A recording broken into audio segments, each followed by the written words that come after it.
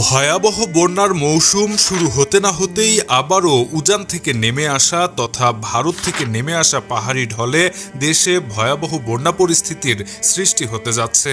আগামী ২৪ ঘন্টার মধ্যে দেশে অন্তত ৪টি জেলায় বন্যা শুরু হতে পারে। ভারতের মেঘালয় ও আসামে টানা ভারী বর্ষণের পানি উজান থেকে নেমে আসতে শুরু করেছে।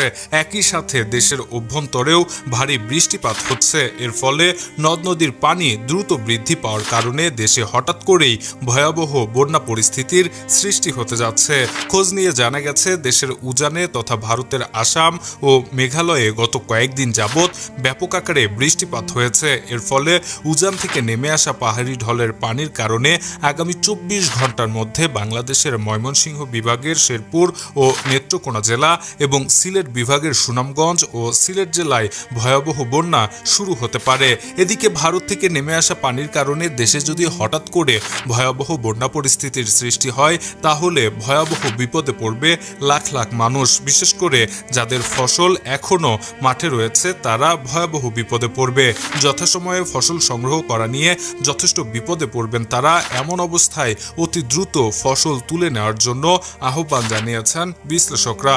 Shahriar Alam, EBD news.